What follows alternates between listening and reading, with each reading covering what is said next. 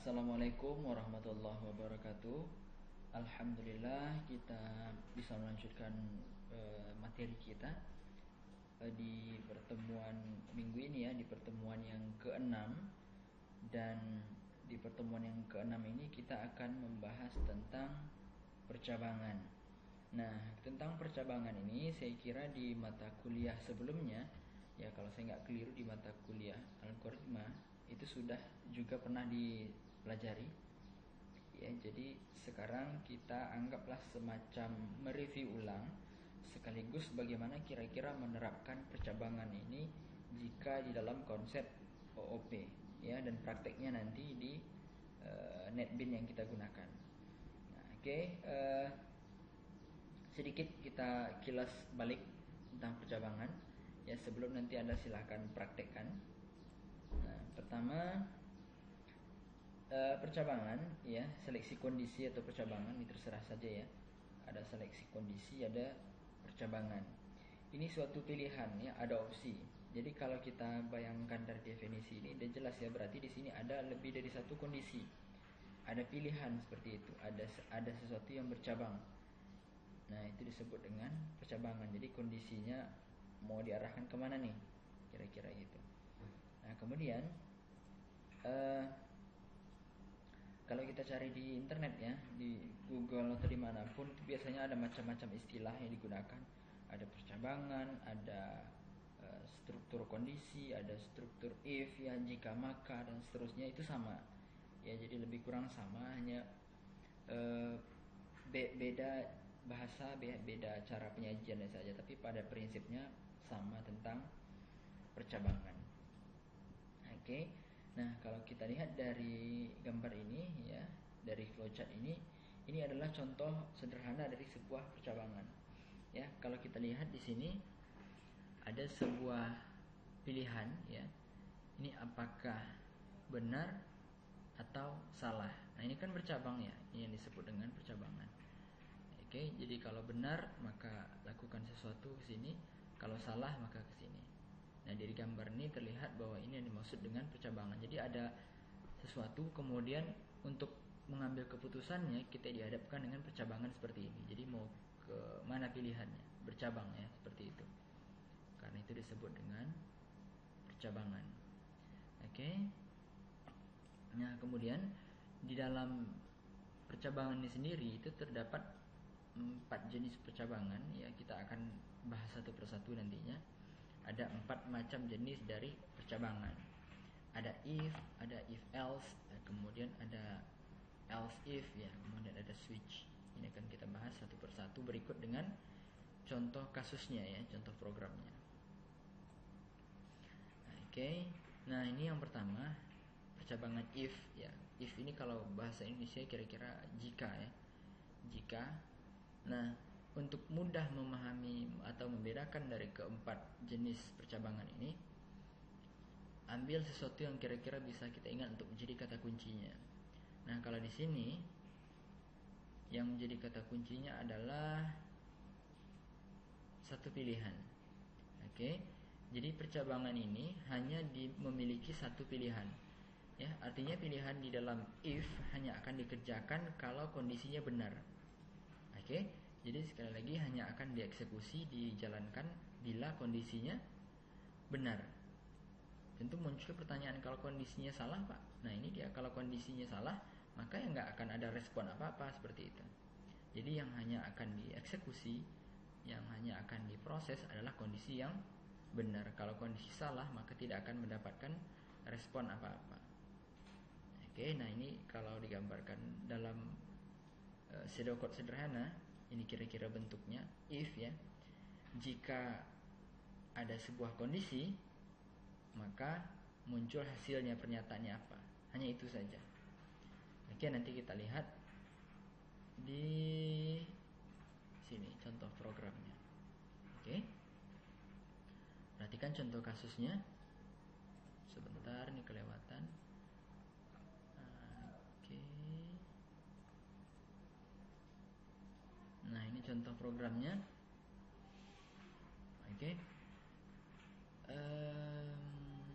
Sebentar, kemana perginya? Oke, ke sini. Nah, coba perhatikan di flowchart ini. Coba perhatikan. Lihat di sini kondisinya. Jika jika kondisinya terpenuhi, maka ada aksi. Ya, jika ada kondisi, maka ada aksi. Jika tidak, selesai. And if jika ada kondisi, maka ada aksi. Jika tidak, maka selesai. Nah, kalau digambarkan dalam bentuk flowchart, kira-kira seperti ini bentuknya. Misalnya suatu kasus tentang tekanan darah. Jadi muncul pilihan. Jika tekanan darahnya besar dari 140, gimana? Kalau seandainya iya, maka akan muncul semacam notifikasi atau hasil, ya. Maka ini adalah hipertensi. Ya, jika tekanan darahnya besar dari 140, ya, benar seperti itu kondisinya, maka akan muncul hasil, berarti ini gejala hipertensi. Jika tidak, maka selesai prosesnya. Nah, ini contoh kondisi, satu kondisi, ya, if tadi. Mudah sekali untuk dipahami kalau yang if ini. Nah, kalau dalam bentuk kasus kira-kira seperti ini contohnya. Ada output kasus seperti ini, maka kalau kita lihat dari outputnya di sini dituliskan program akan menampilkan nilai A 0 saja, ya. Karena pada if yang kedua kondisi tidak memenuhi atau salah. Tadi kita sebutkan bahwa yang hanya akan dieksekusi adalah yang bernilai benar. Kenapa hanya disebutkan 0 di sini nilainya? Karena di sini sudah dideklarasikan, ya, di variabelnya A sama dengan 0. Maka yang hanya akan diproses adalah pada if yang pertama ini. Sudah dideklarasikan nilai A sama dengan 0, sama dengan yang di atas, ya. Kenapa tidak A sama dengan 1? Karena di atas tidak dideklarasikan di variabel pertamanya. Kemudian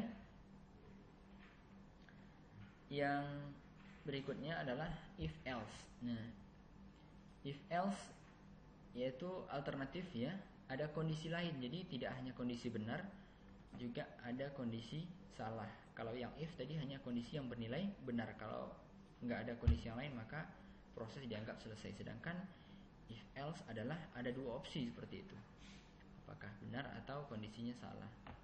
Nah, pertama, jika kondisinya benar, maka akan dikerjakan yang ini. Kalau tidak benar, maka silakan lanjut ke kondisi berikutnya. Nah, ini misalnya jika kondisinya benar, maka akan muncul pernyataan 1. Kemudian jika kondisinya salah, maka akan muncul pertanyaan yang kedua. Nah, ini kira-kira kalau digambarkan dengan pseudocode, ya. If atau jika kondisi 1, maka akan muncul pertanyaan 1. Jika tidak atau kondisi yang lain, kondisi yang salah, maka akan muncul pernyataan yang kedua. Jadi mudah, ya, membedakannya. Kalau if tadi satu kondisi, kalau if else sudah ada dua kondisi, yaitu benar dan salah. Ini kalau dalam bentuk pseudocode maupun flowchart, ya. Ini contohnya. Kita ingin memproses tentang nilai, ya. Kita akan deklarasikan jika nilainya besar dari 70, ya. Nilainya besar dari 70. Jika nilainya besar dari 70, ya, maka hasilnya lulus. Jadi ini semacam pertanyaan, ya. Apakah nilainya besar dari 70? Kalau iya, maka hasilnya lulus. Jika nilainya tidak besar dari 70, ya, jika tidak, maka hasilnya tidak akan lulus. Jadi ada dua kondisi, ya. Kalau kita balik ke atas lagi, bandingkan dengan kondisi if tadi. Nah, di sini hanya ada satu kondisi, ya. Hanya iya atau tidak. Kalau tidak, selesai prosesnya. Kalau iya akan menampilkan hipertensi, kalau tidak selesai. Sedangkan jika if else, ya, tidak langsung selesai, ya. Jadi Kalau iya maka lulus, kalau tidak maka tidak lulus. Ya, baru tampilkan hasilnya. Ya, jadi ada tambahan pilihan di situ antara iya dan tidak. Oke. Nah, ini kalau kira-kira kalau kita lihat dalam program sederhananya. Oke. Program akan menampilkan nilai A sama dengan 0, ya. Karena kondisi if bernilai benar. Jika inisialisasi nilai A tidak bernilai 0, maka program akan menampilkan nilai A sama dengan 1. Oke. Nah, ini kondisi if else. Nanti silahkan dicobakan apakah benar atau keliru hasilnya. Kemudian yang ketiga, if else if, atau ada juga yang menyebutnya else if, ya. Nah, kalau if tadi satu kondisi, kalau if else dua kondisi, sedangkan yang else if, ya, jika percabangan if else hanya memiliki dua pilihan saja, maka percabangan if else if memiliki lebih dari dua pilihan. Ya, jadi ada lebih dari dua pilihan. If tadi satu pilihan, if else dua pilihan, sedangkan else if lebih dari dua pilihan. Nah, coba perhatikan kondisi ini. Jika kondisi 1, maka hasilnya adalah pernyataan 1. Atau jika kondisi kedua, maka akan muncul pernyataan 3. Atau jika tidak, maka akan ada kondisi ketiga untuk menghasilkan pernyataan ketiga, dan seterusnya seperti itu. Oke. Nah, kalau kita lihat dalam bentuk pseudocode maupun flowchart, kira-kira seperti ini, ya. Ini sama dengan yang sudah saya jelaskan di slide sebelumnya. Ya, jika ada kondisi 1, maka akan ada pernyataan 1, jika tidak kondisi 2, pernyataan 2, dan seterusnya. Nah, ini kalau dalam bentuk flowchart, kira-kira seperti ini. Misalnya contohnya, ada kondisi yang pertama, ya, ada pilihan di sini opsional, ya, apakah iya untuk kondisi yang pertama. Kalau iya, maka akan muncul pernyataan 1. Ya, kondisi 1 kalau benar akan muncul pernyataan 1. Jika tidak, akan lanjut ke kondisi kedua. Oke. Perhatikan, mudah saya kira untuk dipahami, ya, gambar ini. Kondisi 1, jika iya benar terpenuhi seperti itu, maka akan muncul pernyataan 1. Jika tidak, maka akan lanjut ke kondisi kedua. Kondisi kedua, jika benar maka akan muncul pertanyaan 2, jika tidak akan lanjut ke pernyataan ketiga, dan seterusnya seperti itu. Oke, ini juga saya kira mudah. Nah, ini contoh kasusnya, ya, nanti silahkan dipraktekkan. Saya akan tunggu prakteknya. Kemudian ini yang keempat, jenis percabangan yang keempat, yaitu switch. Nah, percabangan yang digunakan pada saat dalam kondisi ini, ya, switch ini, itu terdapat banyak kondisi, ya, lebih dari 2, dan banyak pernyataan lebih dari 2. Ya, mirip nih sebenarnya switch ini mirip dengan else if, hanya saja sintaknya yang berbeda.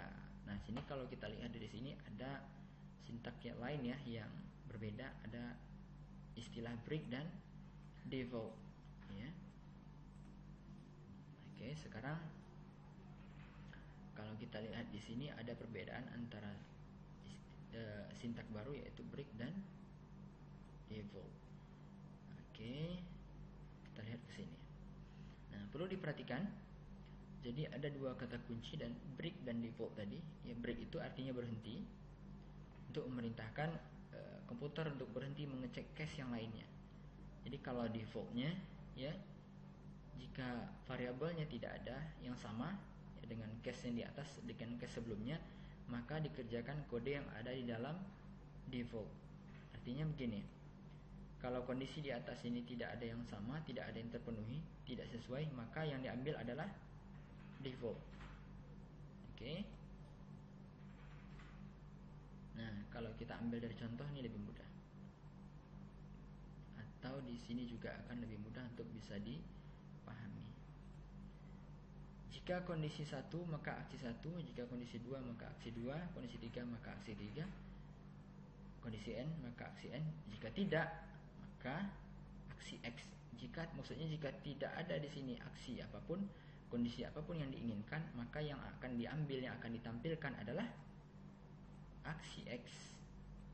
Ya, jadi sekali lagi, kalau tidak ada satupun kondisi yang diperlukan ya sesuai yang benar bisa ditampilkan pada deklarasi di atas ini, ya, maka yang akan diambil adalah, yang akan ditampilkan adalah aksi X. Ya, misalnya dalam script program kira-kira seperti ini. Oke, output program akan menampilkan A sama dengan 3 saja. Nah, coba dicek kenapa 3 saja. Ya, dan kemudian perhatikan break di belakang pernyataan ini. Ya, jika break ini dihapus, maka semua pernyataan akan dijalankan. Ya, jadi break digunakan untuk keluar dari switch saat satu pernyataan sudah dijalankan. Nah, ini saya kira sekali lagi sudah dibahas, ini semacam mengulang-ulang saja ya. Ini sudah dibahas di mata kuliah sebelumnya, algoritma dan pemrograman barangkali ya, tentang percabangan. Oke, nanti jadi di mata kuliah ini kita hanya akan semacam membuktikan ya kira-kira dalam di Java akan seperti apa kondisi percabangannya. Nah, jadi nanti silahkan dipraktekkan yang saya crop ini ya, silahkan dibuktikan di programnya masing-masing apakah hasilnya benar, sama atau tidak. Baik, itu saja. Terima kasih, tetap jaga kesehatan dan assalamualaikum warahmatullahi wabarakatuh.